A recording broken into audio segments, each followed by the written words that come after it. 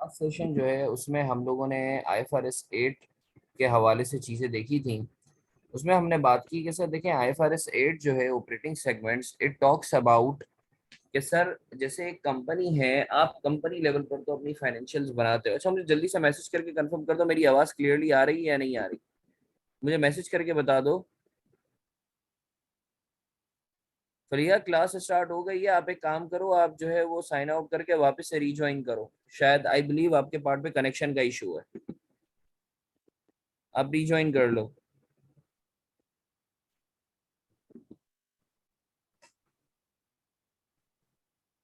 अच्छा सर, तो हम लोग बात कर रहे थे लास्ट सेशन में आईएफआरएस 8 के हवाले से। हमने बात की कि देखो, कंपनी लेवल पर मैं क्विकली रिकैप दे देता हूँ आप लोगों को आईएफआरएस 8 ऑपरेटिंग सेगमेंट्स का। फिर हम लोग जो है एक दो क्वेश्चंस करेंगे, फिर हम लोग नया टॉपिक स्टार्ट करेंगे।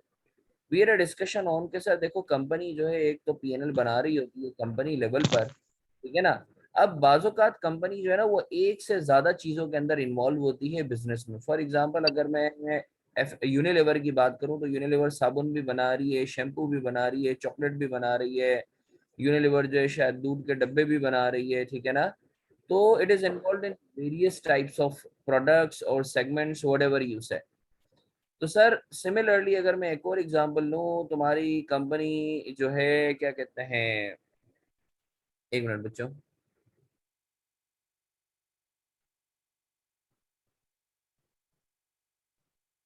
बैंकिंग इंडस्ट्री की एग्जांपल लो, लेट्स से बैंक इस्लामी है। तो अब बैंक इस्लामी जो है वो कॉर्पोरेट लोन्स भी दे रही है, उससे भी पैसा कमा रही है। कंज्यूमर लोन्स भी दे रही है, फॉर एग्जांपल घर के लिए लोन दे रही है, उससे भी पैसा कमा रही है।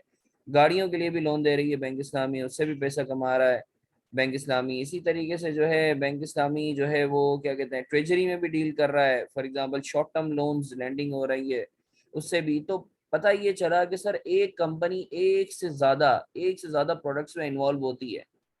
तो सर सेगमेंट रिपोर्टिंग ये बोलता है कि अगर कंपनी एक से ज्यादा सेगमेंट्स के अंदर इन्वॉल्व है तो आप उस सेगमेंट के हवाले से भी जो है वो डिस्क्लोजर दो। उस सेगमेंट्स के हवाले से भी बताओ उस सेगमेंट्स ने कितना प्रॉफिट कमाया, उस सेगमेंट्स के कितने एसेट्स हैं।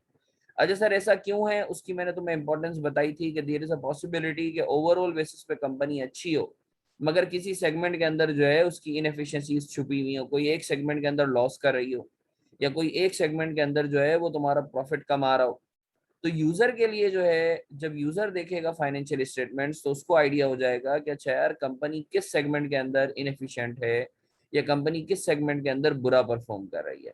ये हमने बात की कि segment reporting why it is important. फिर हमने बात की कि सर सेगमेंट रिपोर्टिंग जो है उसका स्टैंडर्ड सिर्फ और सिर्फ जो है लिस्टेड कंपनीज पर अप्लाई होता है। सेगमेंट रिपोर्टिंग का स्टैंडर्ड लिस्टेड कंपनीज पर अप्लाई होता है। सो सेगमेंट रिपोर्टिंग का स्टैंडर्ड लिस्टेड कंपनीज पर क्यों अप्लाई होता है, क्योंकि यहाँ मैनेजमेंट और शेयर होल्डर्स अलग अलग होते हैं। सही है। प्राइवेट कंपनीज और अनलिस्टेड कंपनी के अंदर शेयर होल्डर और मैनेजमेंट सेम होती है। तो कोई, जाहिर सी बात है अगर मैनेजमेंट हटारामी करेगी तो वो खुद ही भुगतेगी क्योंकि वो खुद ही मालिक है। फिर हमने बात की कि सर सेगमेंट होता क्या है, सेगमेंट होता क्या है। तो सर सेगमेंट, फिर क्योंकि सर क्या हर सेगमेंट रिपोर्ट होगा, तुम्हारा सवाल ये होगा। तो पहले तो समझ लें सेगमेंट है क्या, फिर हम आगे बात करेंगे। मैं जरा तुम लोगों से जो है जो हम लोगों ने लास्ट सेशन में डिस्कस किया था जरा मैं क्विकली एक दफा स्क्रीन तुम लोगों से मैं शेयर कर दूं।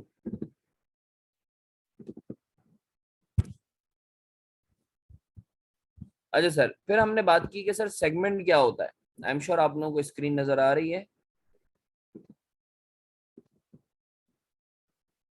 सर सेगमेंट के हवाले से हमने पढ़ा कि सर सेगमेंट जो है वो कोई भी कंपोनेंट होता है, कंपनी का कोई भी कंपोनेंट सेगमेंट कहलाता है। फॉर एग्जांपल एक बैंक इस्लामी है, उसका एचआर जो है एक फंक्शन है या कंपोनेंट है, इट्स अ सेगमेंट।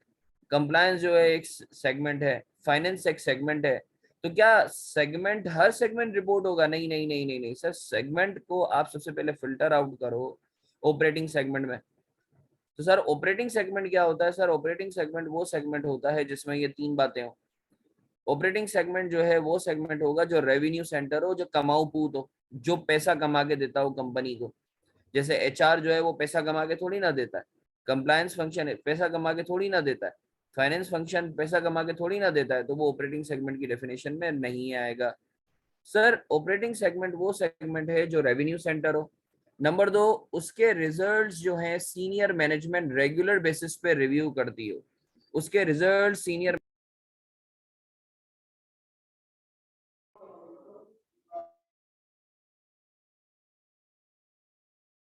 उसके सेगमेंट्स रेगुलर बेसिस पे जो है मैनेजमेंट रिव्यू करती हो, क्योंकि कुछ सेगमेंट्स ऐसे होते हैं तुम्हें पता है वो कमाऊ पूत तो होते हैं मगर उनके अंदर रेवेन्यू इतना ज्यादा आता नहीं है। जैसे मैंने तुम्हें अपनी लाइव एग्जांपल दी थी कि आज से 2 3 3 4 साल पहले मैं एक कंपनी का सीएफओ था। तो वहां जो है एक कुछ प्रॉपर्टीज थी हमारी, वहां से किराया आता था। अब वो किराया जो सालाना बनता था वो 2 3 मिलियन बनता था, जबकि हम लोगों का जो प्रॉफिट था वो शायद हंड्रेड्स ऑफ मिलियंस में था। तो तुम खुद बताओ कि अगर हंड्रेड्स ऑफ मिलियंस के अंदर हमारा प्रॉफिट है तो क्या 2 3 मिलियन वाला सेगमेंट हमारे लिए इतना ज्यादा मटीरियल होगा? तो सीनियर मैनेजमेंट के लिए हाँ ओवरऑल बेसिस पे तो मटेरियल होगा, मगर सीनियर मैनेजमेंट उसको रिव्यू नहीं कर रही होती रेगुलर बेसिस पे। क्यों? क्योंकि उनको पता था यार ये तो पीनट है। तो सर सिर्फ रेवेन्यू सेंटर होना जरूरी नहीं है, सीनियर मैनेजमेंट उस सेगमेंट को रेगुलर बेसिस पे रिव्यू भी करती हो। आई होप जरिए आप बच्चा तुम्हें क्लियर है। इसी तरीके से सर उसकी सेपरेटली फाइनेंशियल इंफॉर्मेशन अवेलेबल भी हो सिस्टम में। बाजुकात होता ये है कि कोई सेगमेंट इतना ज्यादा छोटा होता है कि उसकी सेपरेटली इंफॉर्मेशन आप सिस्टम के अंदर रखते ही नहीं हो। तो सर अगर तो ये तीन बातें हैं किसी भी सेगमेंट में तो आप बोलोगे वो सेगमेंट ऑपरेटिंग सेगमेंट है। क्लियर है बच्चों? अभी मैं सिर्फ और सिर्फ तुम्हें बता रहा हूँ, सबसे पहले मैंने बताया सेगमेंट रिपोर्टिंग क्यों जरूरी है, लास्ट सेशन में हम कर चुके हैं। ये सिर्फ और सिर्फ तुम लोगों को जो है वो रिकैप करवा रहा हूँ। सर सेगमेंट है क्या, फिर हमने पढ़ा कि सर ऑपरेटिंग सेगमेंट क्या होता है। अब हम पढ़ते हैं कि क्या सर ऑपरेटिंग सेगमेंट रिपोर्ट होगा। अच्छा इस एक बच्चे का सवाल ये है, ये जरियाब का, कि सर ये दोनों तीनों पॉइंट होना जरूरी है या कोई भी एक पॉइंट हो। अच्छा यार देखो मैंने तुम लोगों को पहले भी बोला था कि जब तुम लोग आया करो क्लास लेने तो अगर कोई पिछली क्लास मिस हो गई हो तो उसको रिवाइज करके आया करो, ठीक है ना। तुम लोग जो है या तो चलो क्लास में होते भी हो तो नेपाल चले जाते हो दिमागी तौर पे। तो ये मैंने तुम लोगों को कैटेगोरिकली बताया था, बल्कि अभी भी बताया कि सर कोई भी सेगमेंट के लिए ऑपरेटिंग सेगमेंट होना उस वक्त जो है एप्लीकेबल होगा, कोई भी सेगमेंट ऑपरेटिंग सेगमेंट उस वक्त होगा जब ये तीनों की तीनों बातें मौजूद हो। अगर तीनों में से कोई एक भी मिसिंग है तो ये ऑपरेटिंग सेगमेंट नहीं कहलाएगा। For any segment to be categorised as operating all these three conditions must be there, ठीक है ना। अगर तीनों में से कोई एक भी मिसिंग है तो वो ऑपरेटिंग सेगमेंट नहीं कहलाएगा। फिर अच्छा सर हम लोगों का चौथा सवाल था कि सर क्या ऑपरेटिंग सेगमेंट रिपोर्ट होंगे? नहीं नहीं नहीं नहीं नहीं सर, ऑपरेटिंग सेगमेंट रिपोर्ट नहीं होंगे, रिपोर्टेबल सेगमेंट रिपोर्ट होंगे। तो अब सवाल ये पैदा होता है सर रिपोर्टेबल सेगमेंट क्या होता है? सवाल ये पैदा होता है सर रिपोर्टेबल सेगमेंट क्या होता है? तो सर हमने पढ़ा कि रिपोर्टेबल सेगमेंट वो सेगमेंट होता है जिनमें ये बातें हो। रिपोर्टेबल सेगमेंट वो सेगमेंट होगा जो ऑपरेटिंग सेगमेंट हो, और ये जो ए बी सी इन तीनों में से, जरिया बेटा ये ए बी सी जो है ना ये या के साथ हैं, ये और होंगे। For any segment to be categorise as reportable it must be operating segment, मतलब ऑपरेटिंग सेगमेंट होना जरूरी है, and it must meet any of the following size criteria, और वो इन तीनों में से कोई एक क्राइटेरिया पूरा करता हो तो वो रिपोर्टेबल होगा। सर वो क्राइटेरिया क्या है? सर वो क्राइटेरिया क्या है? नंबर वन, उस सेगमेंट का रेवेन्यू टोटल रेवेन्यू का 10% या उससे ज्यादा हो। नंबर टू, या अगर ये नहीं होता तो बी को देखें, उस सेगमेंट के एसेट्स टोटल कंपनी के एसेट्स से 10% या उससे ज्यादा हो। नंबर थ्री, उस सेगमेंट का प्रॉफिट या लॉस, प्रॉफिट मेकिंग सेगमेंट्स या लॉस मेकिंग सेगमेंट्स दोनों में से जो भी हायर हो उसके 10% या उससे ज्यादा हो। मैं वापस रिपीट कर रहा हूं, for any segment to be considered as reportable दो बातें होनी चाहिए, वो ऑपरेटिंग हो एंड ये जो तीन साइज क्राइटेरिया उनमें से कोई भी एक हिट हो जाए। वो तीन साइज क्राइटेरिया क्या है? उस सेगमेंट का रेवेन्यू टोटल रेवेन्यू के 10% या उससे ज्यादा हो। अगर ये नहीं है तो उस सेगमेंट के एसेट्स टोटल एसेट्स के 10% या उससे ज्यादा हो। अगर वो नहीं है तो उस सेगमेंट का प्रॉफिट या loss higher of profit making segments और लॉस मेकिंग सेगमेंट्स का 10% या उससे ज्यादा हो। सर ये ना, so if none of the three criteria are there then it is an operating segment but we don't report it. Yes Zariyab, yes you may say this. अच्छा sir, sir पे मैंने आप लोगों को एग्जांपल्स करवाई, sir एक एक करके ये लास्ट सेशन में हम लोगों ने सब किया, ये तुम देख रहे हो एग्जाम्पल 2। जो नेपाल चले गए थे या जो बच्चे इस सेशन में जो है वो नहीं थे, वो रिकॉर्डेड लेक्चर देख सकते हैं। सही है। अच्छा सर, फिर हमने बाकायदा डिटेल में इलस्ट्रेशन की। सही है। फिर हमने ये क्वेश्चन नंबर 3 किया। इधर मैंने तुम लोगों को एक और बात भी बताई कि देखो यार, रिपोर्टेबल सेगमेंट जो है उनसे एक्सटर्नल रेवेन्यू मिनिमम 75% या उससे ज्यादा रिपोर्ट होना चाहिए। अगर तो रिपोर्ट नहीं हो रहा तो आप कोई नॉन रिपोर्टेबल सेगमेंट को आइडेंटिफाई करोगे जबरदस्ती, ताकि 75% वाला क्राइटेरिया पूरा हो जाए। तो सर लास्ट सेशन में हम लोगों ने यहाँ तक बात की थी, एक दो क्वेश्चन किए थे। अब मैं तुम लोगों से शेयर कर रहा हूँ एक और क्वेश्चन। मैं चाहूंगा इसको जल्दी से अटेम्प्ट करो। मैं चाहूंगा इसको जल्दी से अटेम्प्ट करो। हैंड आउट ऑलरेडी ग्रुप पे शेयर्ड है। मैं चाहूंगा, ये इंटरेक्टिव क्वेश्चन नजर आ रहा है सेगमेंट के ऊपर। मैं चाहूंगा इस क्वेश्चन को जल्दी से अटेम्प्ट करो और मुझे आइडेंटिफाई करके दो कि कौन से सेगमेंट्स रिपोर्टेबल हैं और कौन से सेगमेंट्स रिपोर्टेबल नहीं है। जल्दी जल्दी सॉल्व करेंगे, शाबाश। अपने भले के लिए सॉल्व करेंगे। जब तक सॉल्व नहीं करोगे, देखो देखने से चीजें नहीं होती, करना भी पड़ता है।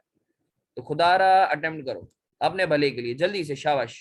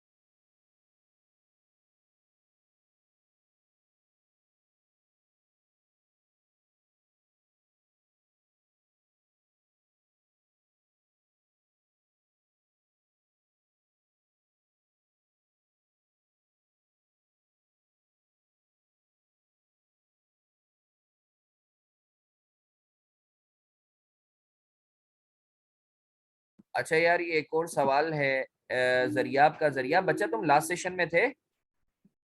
जरियाब बच्चा तुम लास्ट सेशन में थे?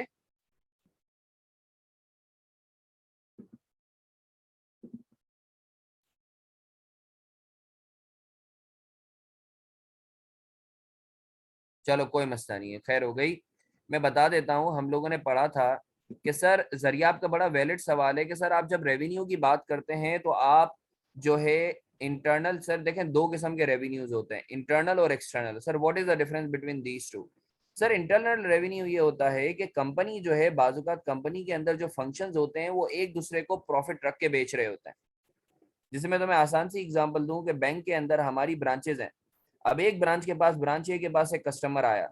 अब ब्रांच ए के पास जो है कोई फैसिलिटी या कोई चीज नहीं थी, या लेट्स से कि कोई प्रोडक्ट नहीं थी, तो उसने ब्रांच बी को रेफर किया या उसकी लिमिट बर्स्ट हो गई थी। अब ब्रांच बी जो है वो ब्रांच ए को वो लिमिट बेचेगा। फिर ब्रांच ए ब्रांच बी के थ्रू जो है, ब्रांच बी से जो प्रोडक्ट आई हुई होगी वो कस्टमर को बेचेगा। तो अब ब्रांच बी ने जो ब्रांच ए को बेचा है प्रोडक्ट, तो वो प्रॉफिट रख के बेचा है। सही है ना, ये कंपनी की अपनी पॉलिसी होती है। तो ब्रांच बी के लिए तो वो रेवेन्यू हुआ, मगर वो रेवेन्यू एक्सटर्नल नहीं है, कंपनी ने बाहर नहीं बेचा है। ब्रांच बी ने जो ब्रांच ए को बेचा है वो कंपनी ए की है, तो ये रेवेन्यू कहलाएगा इंटरनल रेवेन्यू। या इसी तरीके से मैं तुम्हें मैन्युफैक्चरिंग इंडस्ट्री की एग्जांपल लूं, तो होता ये है कि फॉर एग्जांपल एक फंक्शन जो है वो धागा बना रहा है और दूसरा फंक्शन जो है वो धागे से कपड़ा बना रहा है। तो सर वो धागा जो बना रहा है फंक्शन, वो जब दूसरे फंक्शन को बेचेगा धागा, सही है, तो सर वो प्रॉफिट रख के बेचेगा। तो सर वो जो फंक्शन धागा बना रहा है उसका तो रेवेन्यू है, मगर कंपनी लेवल पर वो इंटरनल रेवेन्यू है। तो सर जब हम 10% या मोर वाला क्राइटेरिया लगाते हैं, वो टोटल रेवेन्यू पे लगाते हैं, इंटरनल और एक्सटर्नल दोनों। इंटरनल और एक्सटर्नल दोनों को प्लस करके लगाते हैं। मगर वो जो 75% वाला क्राइटेरिया है वो सिर्फ एक्सटर्नल रेवेन्यू पे हम लोग देखते हैं। सही है, क्लियर है जरिए आप? जो 75% वाली चीज है कि मिनिमम 75% रिपोर्टेबल सेगमेंट जो है उनसे एक्सटर्नल रेवेन्यू रिपोर्ट होना चाहिए, वो हम सिर्फ और सिर्फ एक्सटर्नल रेवेन्यू।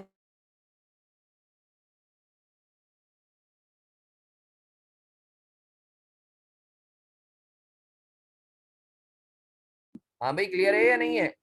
चलो चलो, सही है। हाँ बिल्कुल सही है जरिया, आप दैट्स रियली अमेजिंग। जल्दी जल्दी सॉल्व करेंगे, अपने भले के लिए सॉल्व करेंगे।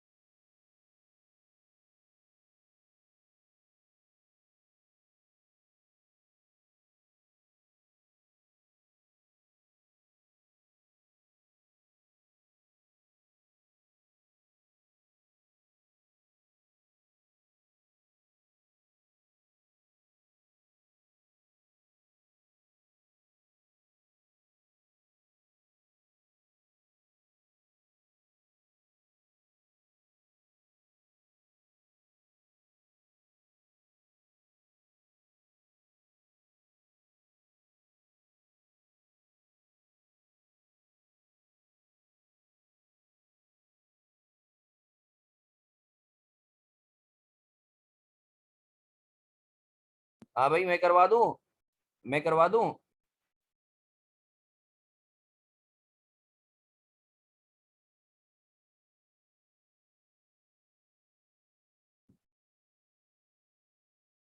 चलो एक दफा जबरदस्त फलिया हम लोग इसको देख लेते हैं, ठीक है।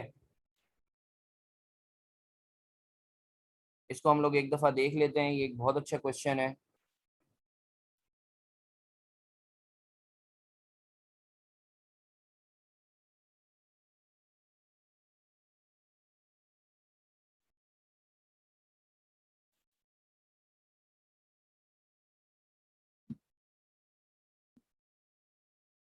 बच्चे कर रहे हैं या मैं करवा दूं अटेम्प्ट, क्या बोलते हो, क्या राय तुम लोगों की?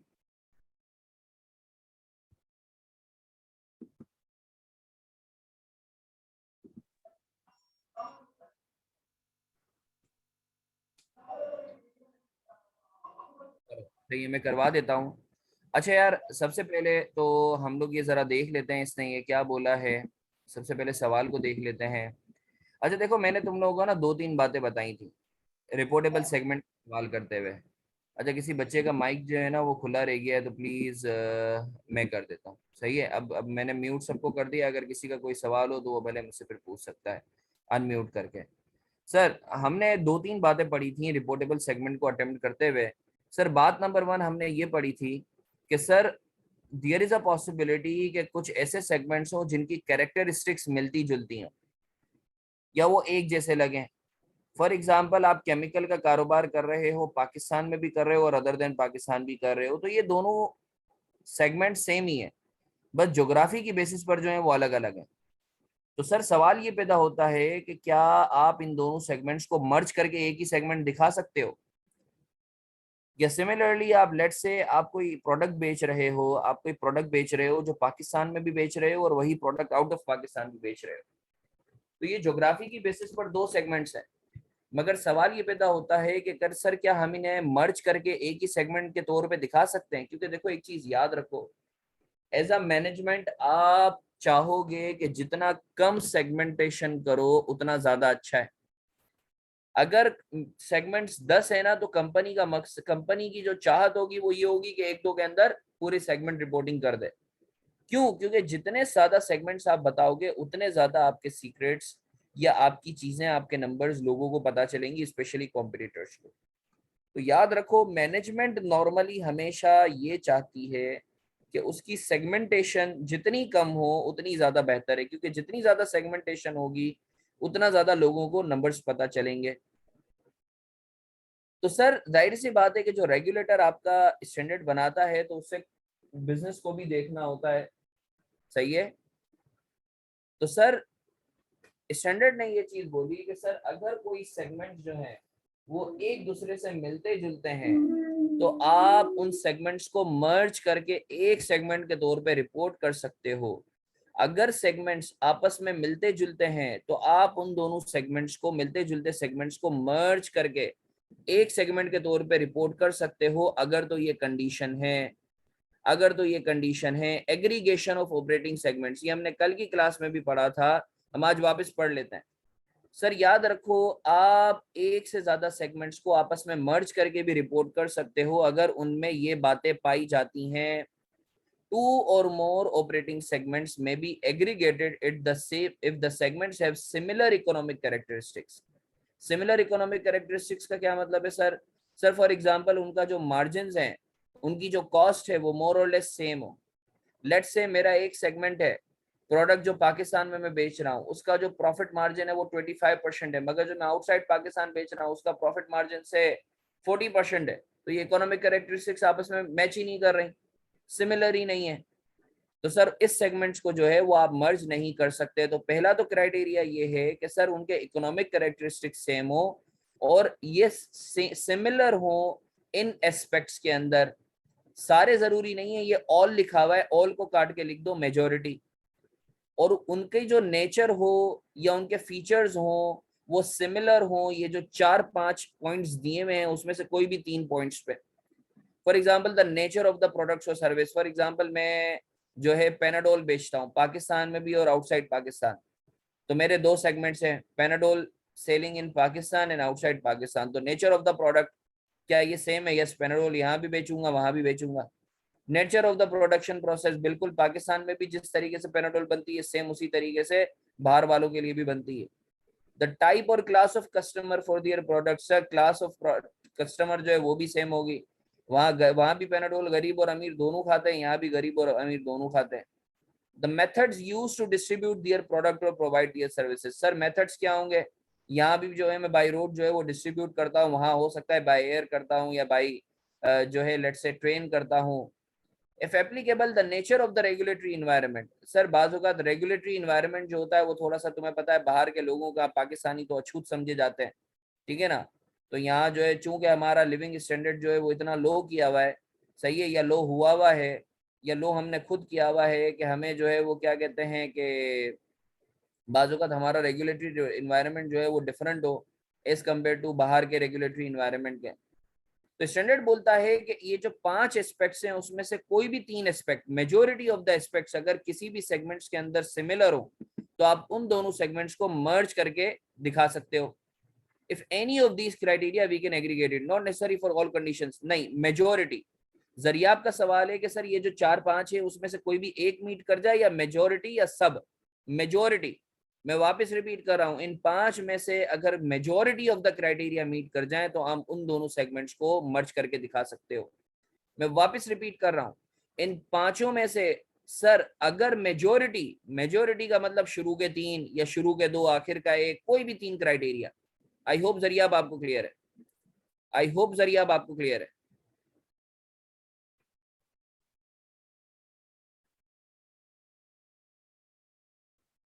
चलो अच्छी बात है, आगे बढ़ते हैं। तो सर मैंने जब सवाल तुम लोगों को करवाया था पिछला सवाल, तो मैंने तुम्हें 2-3 बातें बताई थी। एक तो ये बताया था कि सर रिपोर्टेबल सेगमेंट जो है, आप कोई भी एक से ज्यादा सेगमेंट्स को मर्ज उस वक्त कर सकते हो, यानी लेट्स से अगर आपके पास 2 सेगमेंट्स आ रहे हैं अलग अलग, उनकी नेचर आपको ऐसा लगता है सेम है, तो आप उनको मर्ज कर सकते हो अगर तो उनके इकोनॉमिक कैरेक्टरिस्टिक्स जो है वो सिमिलर हो, और ये जो 5 एस्पेक्ट्स हैं उनमें से कोई भी majority of the aspects meet कर रहा हो, उनका आपस में सिमिलर हो। फिर मैंने आपको बताई कि सर आप जो साइज क्राइटेरिया हमने पढ़ा है उसकी बेसिस पर जो है आप उसको एनालाइज करोगे, और फिर हमने बात की कि सर आप देखोगे कि जो आपने आइडेंटिफाई किए हैं साइज क्राइटेरिया की बेसिस पर, क्या उनसे जो रेवेन्यू आ रहा है एक्सटर्नल रेवेन्यू, क्या वो 75% और more of the total revenue of the company है। If the answer is yes तो it's fine, if the answer is no तो जो नॉन रिपोर्टेबल सेगमेंट्स हैं आप में आपने उनमें से किसी सेगमेंट को जबरदस्ती आइडेंटिफाई करना है, रिपोर्टेबल बनाना है। सर अब इसी चीज को हम लोग जल्दी से सॉल्व करते हैं, और मैं चाहूंगा आप लोग इधर देखो, मैं चाहूंगा आप लोग अच्छे बच्चों की तरह इधर देखो, मेरे साथ रहेंगे। सर स्क्रीन नजर आ रही है, सवाल नजर आ रहा है आप लोगों को, सवाल नजर आ रहा है सर?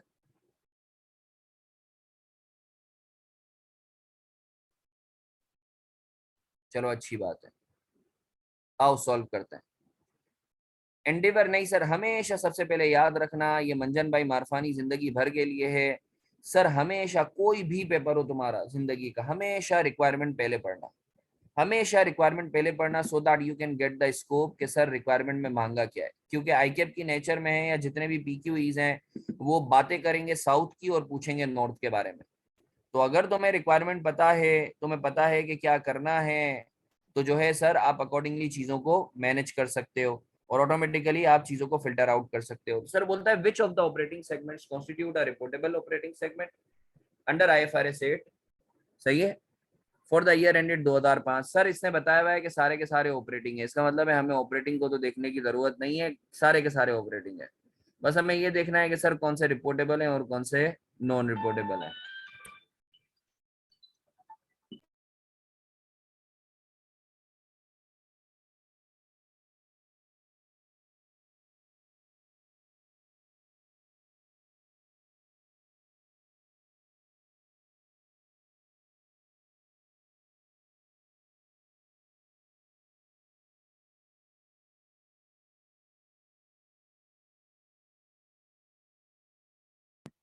तो सर हम बात कर रहे थे कि सर हमें इन ऑपरेटिंग सेगमेंट्स में से आइडेंटिफाई करना है कि कौन से रिपोर्टेबल है।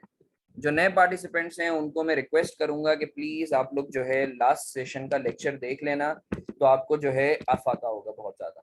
अच्छा सर हमारे पास सेगमेंट्स कौन कौन से, केमिकल यूरोप और chemical rest of the world. मुझे बताओ बच्चों, क्या यूरोप और रेस्ट ऑफ द वर्ल्ड वाला जो सेगमेंट है इन दोनों को मर्ज किया जा सकता है? जल्दी से बताओ। यानी मैं केमिकल्स यूरोप में बेच रहा हूँ, रेस्ट ऑफ द वर्ल्ड में बेच रहा हूँ, क्या इन दोनों को मर्ज कर सकता हूँ? बोलो ना, मैसेज करके बताओ। यस सर कर सकते हैं, with N assumption, with N assumption के इनके इकोनॉमिक कैरेक्टरिस्टिक्स जो हैं वो सेम हैं, और इनके एस्पेक्ट्स भी सेम होंगे मेजोरिटी, क्योंकि केमिकल का जो नेचर ऑफ प्रोडक्ट है वो भी सेम है। सर इनका जो प्रोडक्शन प्रोसेस है वो भी सेम है। सर मोर और लेस उनका जो रेगुलेटरी इन्वायरमेंट है वो भी सेम होगा। तो हम केमिकल यूरोप और रेस्ट ऑफ द वर्ल्ड को मर्ज कर सकते हैं, हम इनको एक ही अज्यूम करेंगे, हम इनको मिला रहे हैं। सही है? अब सही है वॉइस मदिया? अब यार मुझे बताओ, क्या मेरी वॉइस डिस्टोर्ट हो रही है या सिर्फ ये एक बच्चे का इशू है? मेरी आवाज क्लियर है?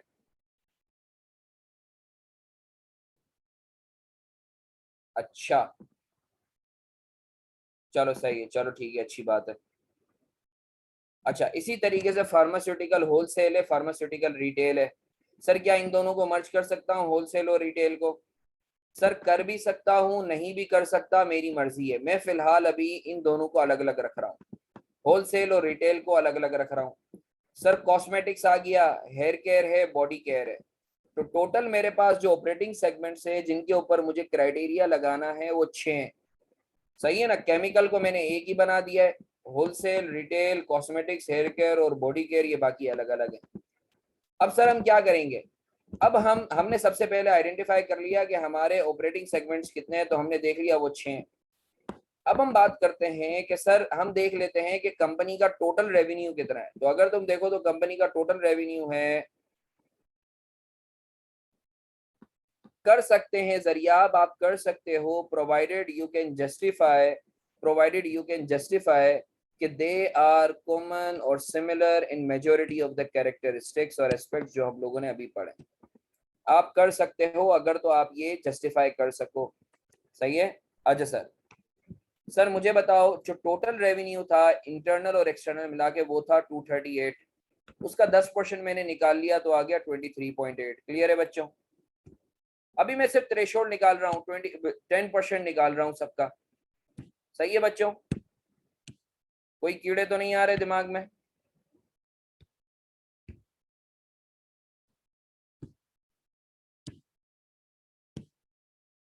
अच्छा, इसी तरीके से मैंने क्या किया, मैंने देख लिया कि सर मेरे पास जो प्रॉफिट मेकिंग सेगमेंट्स हैं उनका टोटल प्रॉफिट कितना है। तो सर मेरे पास पीएमएस, प्रॉफिट मेकिंग सेगमेंट्स को शॉर्ट फॉर्म में पीएमएस लिख रहा हूँ। जो प्रॉफिट है, प्रॉफिट मेकिंग सेगमेंट्स का जो प्रॉफिट है वो टोटल कितना आ रहा है? सर 1, 13, 9, 2, 4, ये कितना आ रहा है बताओ? 29। और इसी तरीके से लॉस मेकिंग सेगमेंट्स का लॉस कितना आ रहा है? 2 और 6, -2 और -6, -8। बताओ दोनों में से बड़ा कौन? प्रॉफिट मेकिंग सेगमेंट्स का प्रॉफिट, तो इसका मैं 10% ले लूंगा। तो ये कितना आ गया? 2.9। ये मैंने यहां लिख दिया। सही है? मानते हो या नहीं मानते? सर अभी मैं सिर्फ थ्रेशोल्ड निकाल रहा हूँ, अभी मैं कुछ नहीं कर रहा, सिर्फ थ्रेशोल्ड निकाल रहा हूँ 10% और मोर वाला। अच्छा, इसी तरीके से जो टोटल एसेट्स हैं 3336, उसका 10% ले लिया तो ये कितना आ गया? 33.6। सही है। अब सर हम एक एक सेगमेंट को पकड़ के देखते हैं एक एक साइज क्राइटेरिया की बेसिस पर। सबसे पहले हम रेवेन्यू की बेसिस पर देखेंगे, फिर हम प्रॉफिट की बेसिस पर देखेंगे, फिर हम एसेट की बेसिस पर देखेंगे। अच्छा, लायबिलिटी हमारे लिए रेलेवेंट नहीं है, इट्स अ डिस्ट्रैक्शन। सही है ना? Liability wouldn't be profit usually greater because loss is always a negative figure. No no जरिया, आप एब्सोल्यूट टर्म्स में देखते हो मेरा बच्चा, आप हमेशा एब्सोल्यूट टर्म्स में देखते हो, आप साइंस को इग्नोर कर देते हो। ठीक है मेरा बच्चा? आप जरिया, आपका बड़ा अच्छा सवाल था कि सर लॉस तो हमेशा नेगेटिव में होगा तो प्रॉफिट हमेशा ज्यादा होगा। सर आप साइंस को हटा के देखते हो एब्सोल्यूट टर्म्स में। ठीक है?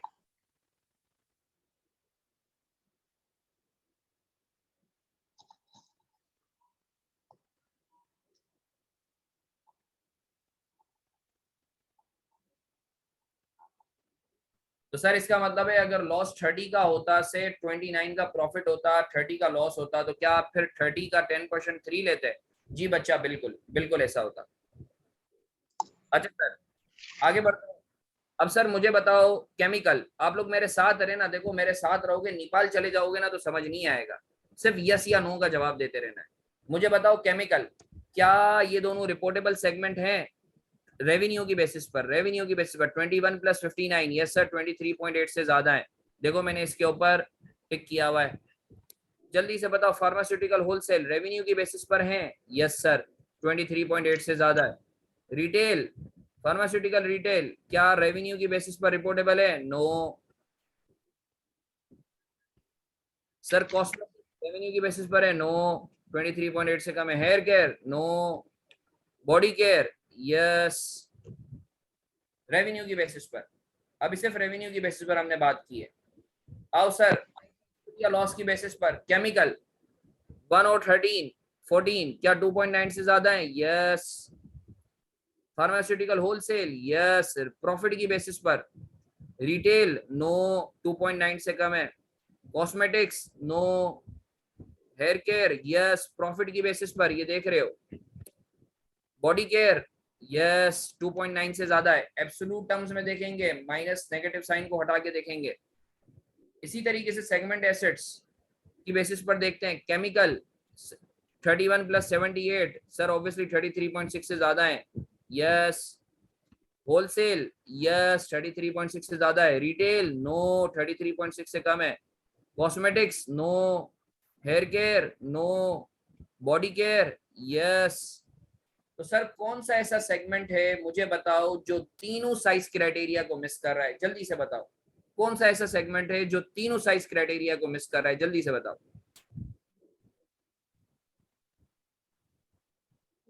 जल्दी से बताओ। रिटेल बहुत अच्छे, और रिटेल और कॉस्मेटिक्स। रिटेल और कॉस्मेटिक्स ऐसा ही है। रिटेल और कॉस्मेटिक्स, हाँ कॉस्मेटिक्स एंड रिटेल, ये जो दो हैं कॉस्मेटिक्स एंड रिटेल, ये नॉन रिपोर्टेबल है, ऐसा ही है।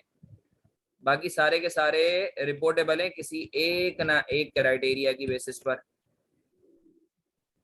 मानते हो या नहीं मानते, यहां तक क्लियर है या नहीं। तो सर मैं फिर से रिपीट कर रहा हूँ, whenever you get the question regarding identification of reportable segment, what you are suppose to do, सबसे पहले तो आप ऑपरेटिंग सेगमेंट्स को देख लो कि यार कोई सेगमेंट मर्ज हो सकता है बेस्ड ऑन द एक्सपेक्ट्स, उसको आइडेंटिफाई कर। उसके बाद जो है आप क्या करो, साइज क्राइटेरिया लगाओ, उसकी बेसिस पर जो है आप देख लो कि यार तीनों में से कोई एक साइज क्राइटेरिया मीट हो रहा है तो वो रिपोर्टेबल होगा, वरना नॉन रिपोर्टेबल होगा। अब सर हमने क्या करना है, हमें 6 में से 4 आइडेंटिफाई हो गए रिपोर्टेबल के तौर पे। Chemical, pharmaceutical wholesale, hair care और बॉडी केयर। अब सर आपने देखना है ये जो आपने 4 रिपोर्टेबल सेगमेंट्स आइडेंटिफाई किए हैं, जरियाब बिल्कुल कर सकते हो, बिल्कुल कर सकते हो। जरियाब का सवाल है कि सर आप आखिर के 3 जो है वो जो है क्या कहते हैं मर्ज करके क्या आप अजम्पशन लिख सकते हो, जी बिल्कुल लिख सकते हो, बिल्कुल लिख सकते हो बच्चा।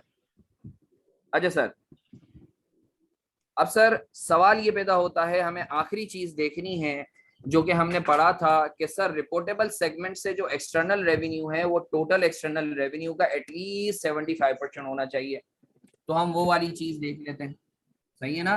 कि सर ये जो आपने chemical, pharmaceutical, wholesale, hair care और बॉडी केयर, ये 4 आपने सेगमेंट्स आइडेंटिफाई किए हैं, क्या उनसे एक्सटर्नल रेवेन्यू 75% या उससे ज्यादा एक्सीड करता है या नहीं करता। तो सर जल्दी से मुझे बताओ, जल्दी से मुझे बताओ, जल्दी से मुझे बताओ कि केमिकल से जो एक्सटर्नल रेवेन्यू है वो कितना है, 14 और 56। 14 और 56 कितने होते हैं, जल्दी से बताओ। मैंने इन सर्कल कर दिया जो भी एक्स्ट्रा जो भी है, 14, 56, होलसेल 59, हेयर केयर 11 और बॉडी केयर। अगर आप इन सब को टोटल करो, इन सब को टोटल करो तो ये बनता है 158। एक्सटर्नल रेवेन्यू रिपोर्टेबल सेगमेंट्स का बनता है 158। टोटल एक्सटर्नल रेवेन्यू है 192। अगर आप 158 को 192 से डिवाइड करो तो आपको पता चल जाता है कि ये कितने परसेंट है, 82.3%। सर चूंकि external revenue from reportable segment is more than 75%, तो हमें कोई और सेगमेंट को रिपोर्टेबल बनाने की जरूरत नहीं है। मानते हो या नहीं मानते बच्चा लोग। कोई सवाल, कोई कीड़े, कोई फतूर, कोई दिमागी पसूड़ी, मुझसे बात करो please. Humble request to all of you. Clear है ये सवाल, ये आईसीडब्ल्यू का सवाल था, ठीक है, जो आज से जो है 3-4 साल पहले, एक बड़ा अच्छा क्वेश्चन है। इसकी तस्वीर लेके ग्रुप पे भी डाल दो, इसकी तस्वीर लेके ग्रुप पे भी डाल दो जल्दी से।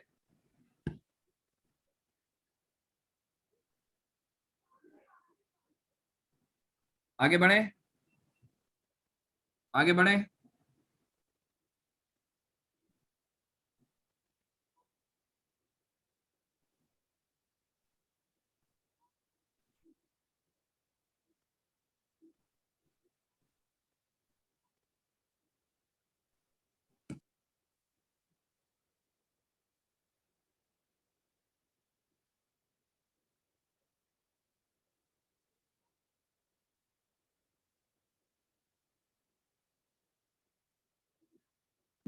ये गिनती के 2-3 बच्चे जो है वो जवाब देते हैं, बाकी सब नेपाल। सर बिल्कुल इतने इजी गोइंग आते हैं जी, बिल्कुल आते हैं, बिल्कुल आते हैं, ठीक है। और यू वुड अप्रिशिएट कि शायद तुम लोगों को इजी इसलिए लग रहा है क्योंकि हम लोगों ने पढ़ा इस तरीके से। सही है ना? तो आई अप्रिशिएट अगर तुम लोगों को ये आसान लग रहा है, ठीक है ना। तो जो है मगर काफी ऐसे बच्चे होते हैं जिनको ये चीज भी मुश्किल लगती है, तो you must thank to me by the way. खैर, चलो एक और क्वेश्चन मैं तुम लोगों को देता हूँ आई कैप का, ठीक है, तुम्हारा कॉन्फिडेंस बूस्ट अप होगा। सही है, आई कैप का एक सवाल दूं तुम लोगों को, करोगे? चलो देता हूँ। यार ये थोड़ी सी डिस्टॉर्शन आ रही है किसी पार्टिसिपेंट की तरफ से, जरा जो है वो क्या कहते हैं अपना माइक म्यूट कर दो। सही है, सवाल हो तो भले अनम्यूट कर देना। सही है।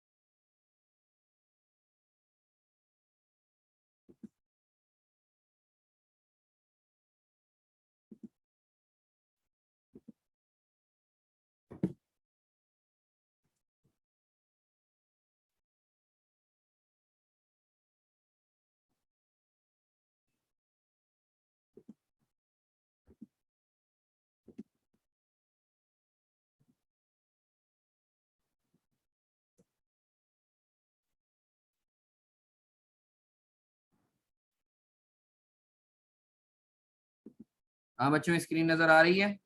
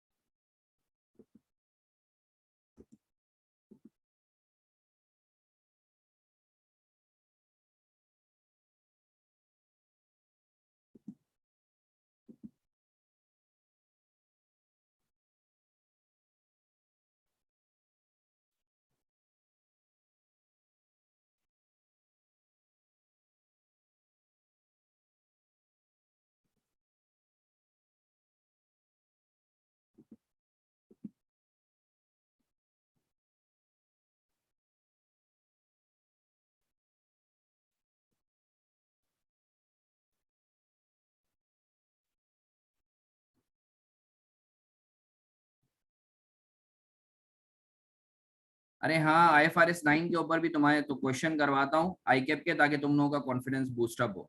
मगर मुझे ऐसा लगता है थोड़ी सी जो है ना तुम लोगों के ऊपर हडरामी छाई हुई है, तुम लोग जो है ना वो रिवाइज करके नहीं आते हो। सही है ना? तो IFRS 9 के ऊपर मुझे तुम लोगों को पास पेपर्स करवाने हैं, मगर उससे पहले चूंकि मैंने 4-5 लेक्चर जो हैं वो IFRS 9 पे लिए हैं और वो मैंने तुम लोगों से ऑलरेडी शेयर भी किए हुए हैं। तो ईद तक का तुम लोगों को टाइम दे रहा हूँ, ईद के बाद जो है रिवाइज करके आ जाना। सही है? तो जो है अल्लाह तुम्हारा भला करे तो हम लोग एक दिन में पास पेपर भी निकाल लेंगे। IFRS 9 इस दफा आता ही आता है। ठीक है, तो अपने भले के लिए रिवाइज करके आना। सही है ना? तो करके आओगे या नहीं करके आओगे?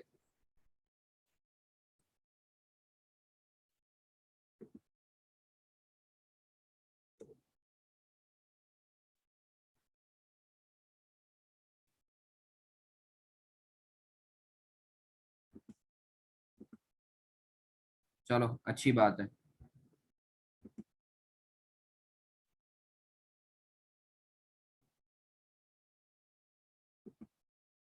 और किसी का मीनवाइल कोई सवाल, जब तक मैं पास पेपर खोल रहा हूँ, किसी का कोई सवाल, कोई कीड़े, मुझसे बात कर सकते हो।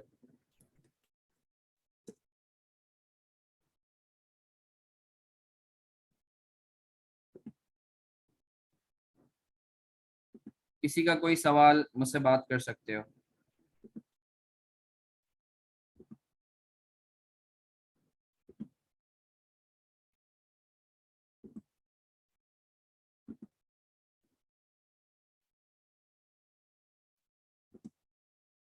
इस preparation from study text and pass papers enough for FR1 and FR2? जी बिल्कुल, बिल्कुल। स्टडी टेक्स्ट और पास पेपर्स मोर देन इनफ है, ठीक है।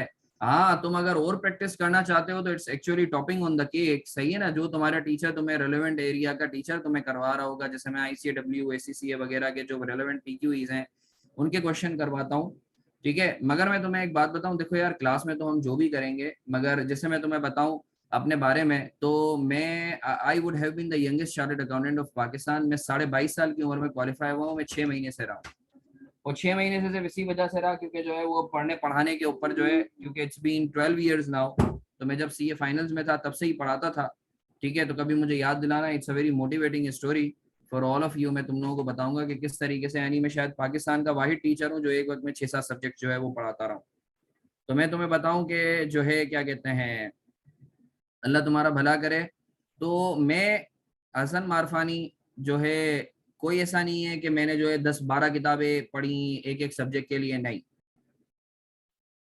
तो कोई मसला नहीं है, जरियाब हो जाएगा, कोई टेंशन वाली बात नहीं है, अल्लाह ताला करवा देगा यार, देर आयत दुरुस्त आयत, सही है ना। तो जो है, यानी मैं तुम्हें बताऊं कि कुछ ऐसे लोग होते हैं जो छोटी उम्र में पढ़ जाते हैं मगर उनकी जिंदगी अल्लाह ने छोटी रखी होती है। मगर कुछ लोग होते हैं सही, जो थोड़ा सा लेट क्वालिफाई होते हैं, मगर अल्लाह ताला ने उनके लिए जो है और ज्यादा। तो वो हर बंदा अपने हिसाब से चल रहा है, अपने मदार के अंदर चल रहा है, तो नो नीड टू वरी, बस हम एफर्ट डाल सकते हैं, फिर हम तवक्कल तो अल्लाह।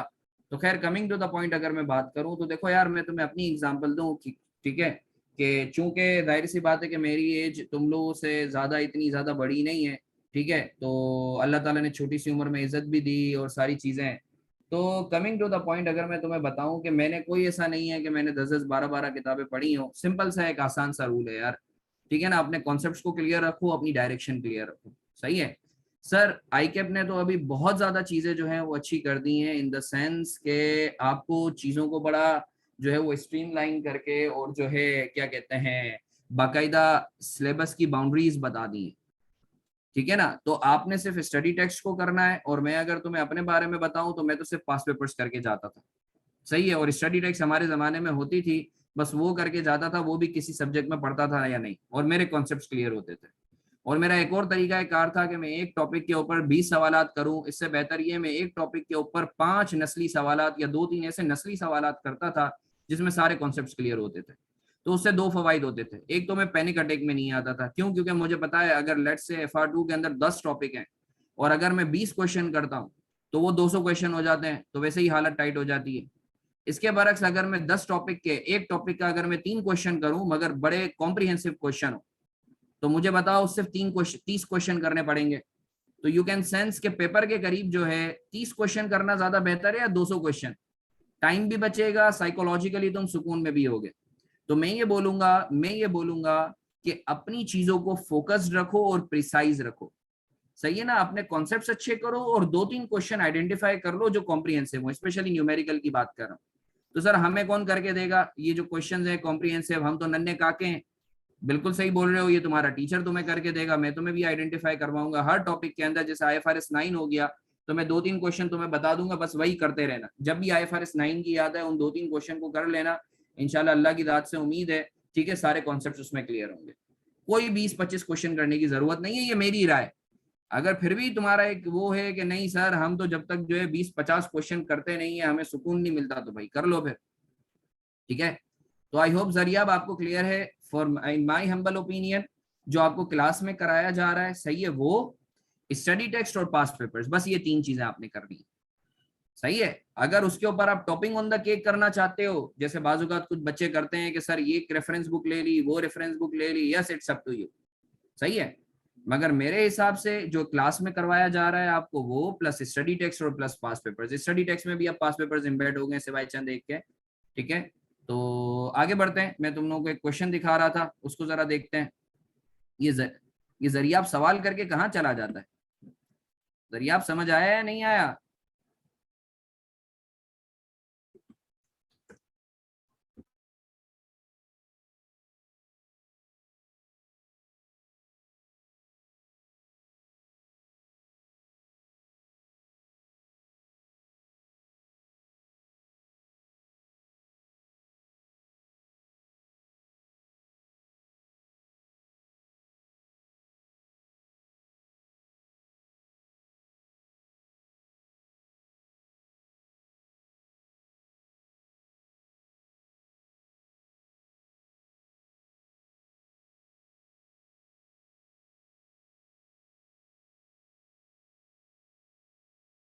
सर नजर आ रहा है सवाल? ये ऑटम 2019 का है, क्वेश्चन नंबर 2 नजर आ रहा है आप लोगों को? क्वेश्चन नंबर 2 डायमंड लिमिटेड नजर आ रहा है बच्चों? तो करेंगे ना, सॉल्व करेंगे ना? जरिया तेरे सवाल का जवाब तुझे मिला या नहीं मिला? Are you satisfied?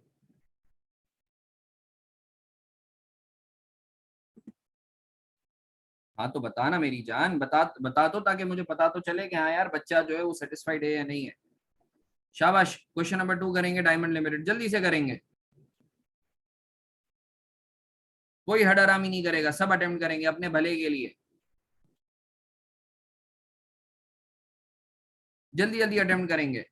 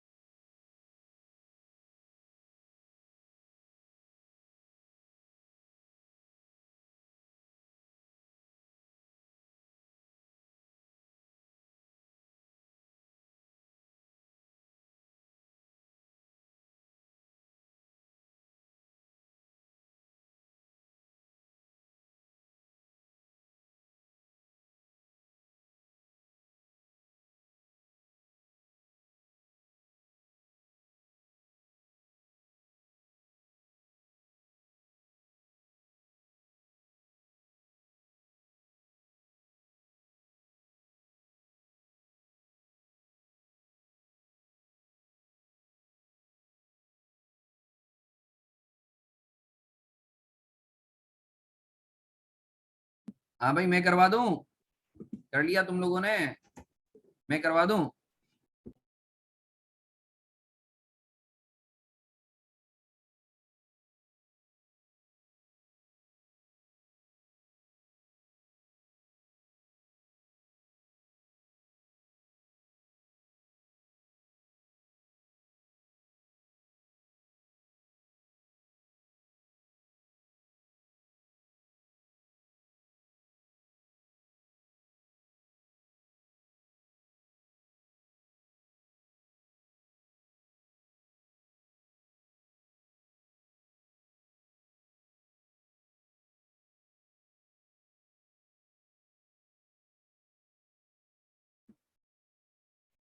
बढ़िया BTRU का,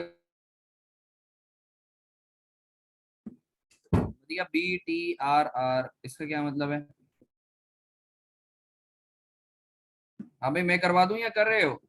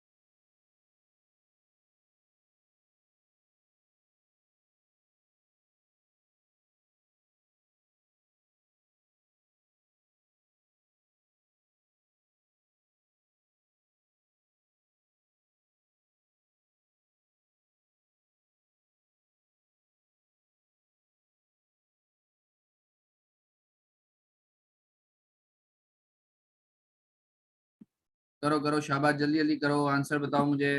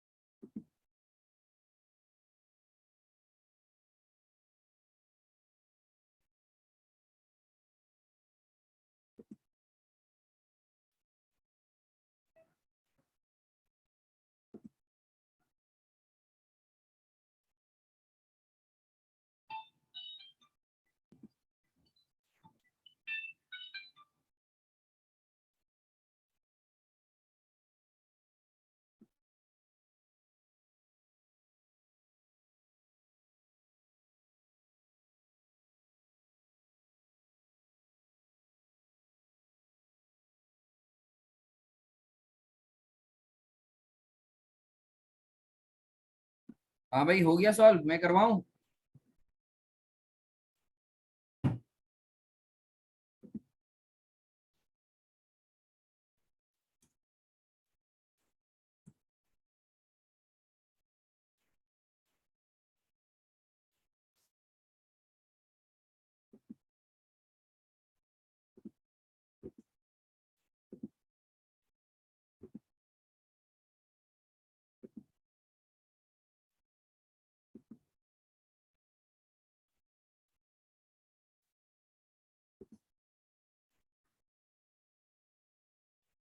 B C D F. F भी रिपोर्टेबल है ना? मदिया B, B C D F, जबरदस्त सारा, अब छा गया तू, छा गया। ये मैंने सॉल्यूशन भी खोला हुआ है, सॉल्यूशन की तस्वीर लेके जो है वो आप ग्रुप पे भी डाल दो। सॉल्यूशन एक दफा देख लो, अगर कोई इशू होता है तो हम लोग डिस्कस कर सकते हैं, ठीक है? Let's have a quick look at the solution. अगर किसी का कोई इशू है तो प्लीज मुझसे डिस्कस कर लो। सॉल्यूशन आप लोगों को समझ में आ रहा है? अगर दिमागी कीड़े कुछ हैं तो प्लीज सॉल्यूशन को देख के, अगर कुछ कंफ्यूजन्स हैं तो प्लीज डू डिस्कस विद मी।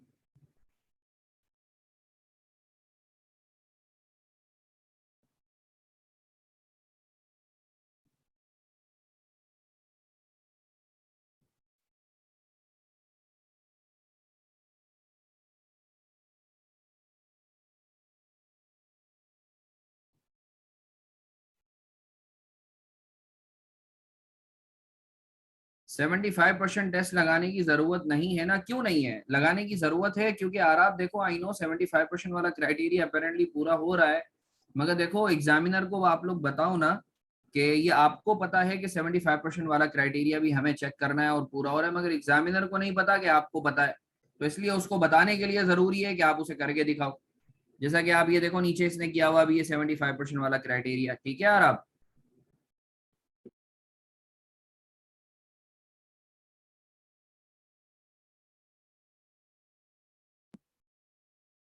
आगे बढ़े।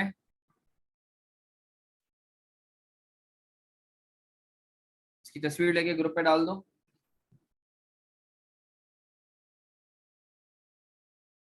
तस्वीर लेके ग्रुप पे डाल दी है।